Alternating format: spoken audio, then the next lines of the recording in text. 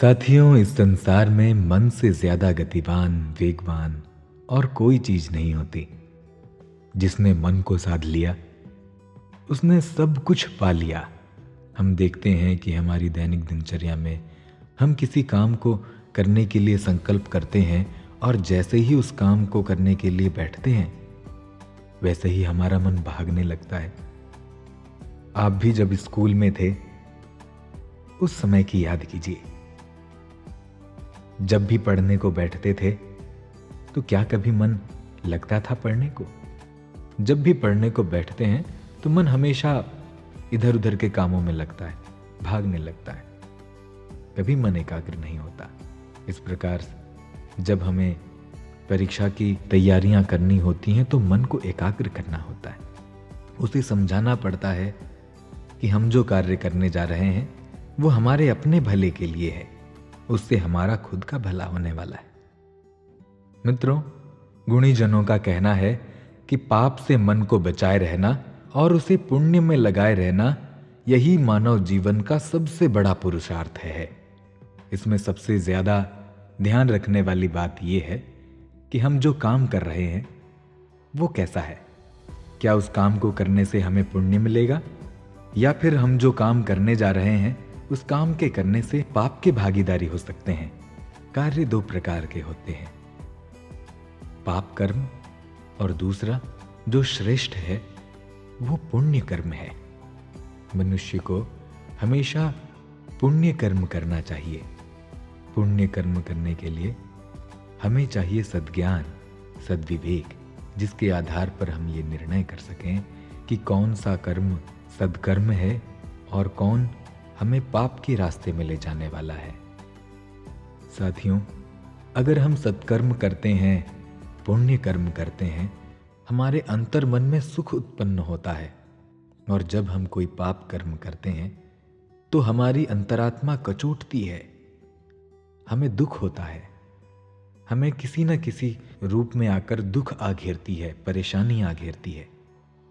साथियों, हम सभी चाहते हैं कि हमें दुख ना हो, कष्ट ना हो, लेकिन ये नहीं जानते कि इसका समाधान कहाँ है, इसका निराकरण कैसे होगा।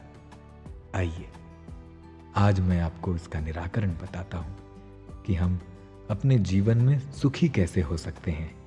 आइए एक कहानी के माध्यम से हम इसे समझने का प्रयास करते हैं। एक बहुत अमीर सेठ थे। एक दिन वे बैठे थे कि भागती भागती उनकी नौकरानी उनके पास आई और कहने लगी, सेठ जी, वो 9 लाख रुपए वाला जो हार था वो कहीं गुम हो गया है, हमने बहुत खोजा पर मिल नहीं रहा।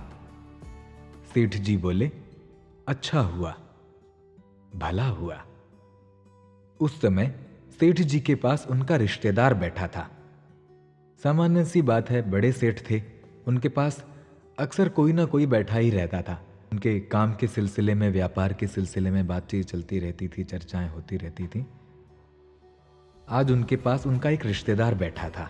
उसने सोचा, बड़ा बेपरवाह है, आधा घंटा बीता होगा।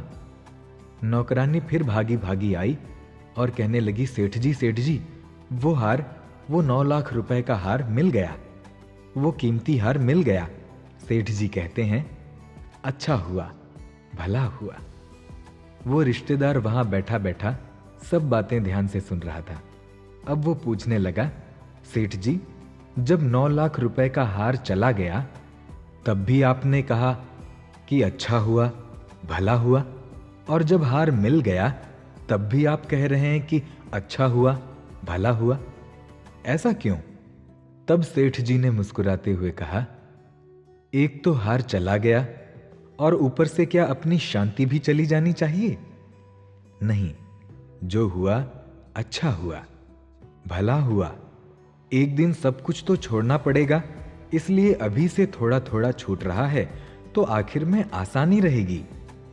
अंत समय में एकदम छोड़ना पड़ेगा तो बड़ी मुसीबत होगी।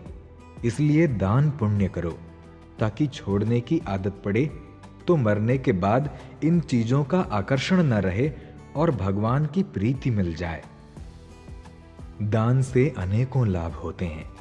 धन तो शुद्ध होता ही है, पुण्य वृद्धि भी होती है और छोड़ने की भी आदत बन जाती है। छोड़ते छोड़ते आदत ऐसी हो जाती है कि एक दिन जब सब कुछ छोड़ना है तो उसमें अधिक परेशानी न हो, ऐसा ज्ञान मिल जाता है जो दुखों से हमारी रक्षा करता है।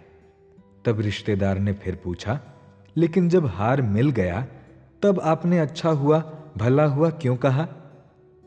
सेठ जी ने कहा, मैंने देखा नौकरानी खुश थी, सेठानी भी खुश थी, उसकी सारी सहेलियां खुश थीं। जब इतने सारे लोग खुश हो रहे थे तो अच्छा है, भला है। मैं क्यों दुखी हूं? वस्तुएं आ जाएं या चली जाएं, लेकिन मैं अपने दिल को दुखी क्यों करूं?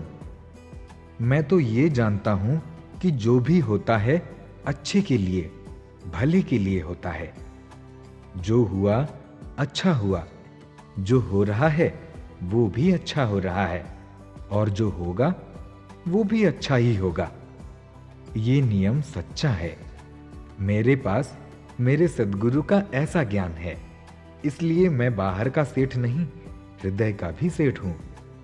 हृदय का सेठ कौन होता है? हृदय का सेठ वो आदमी माना जाता है जो कभी दुख में न दुखी हो तथा सुख में अहंकारी और लंपट न हो। मौत आ जाए तब भी उसको अनुभव होता है कि मेरी मृत्यु नहीं, जो मरता है वो मैं नहीं, और जो मैं हूं उसकी कभी मौत नहीं होती। मान अपमान आ जाए तो भी वो समझता है कि ये तो आने जाने वाली चीजें हैं, माया की हैं, दिखावटी हैं, अस्थाई हैं। स्थायी तो केवल परमात्मा है जो एकमात्र सत्य है, और वही मेरा आत्मा है। जिसकी समझ ऐसी है वो बड़ा सेठ है, महात्मा है, योगी है। वही बड़ा बुद्धिमान है, क्योंकि उसमें ज्ञान का दीपक जगमगा रहा है।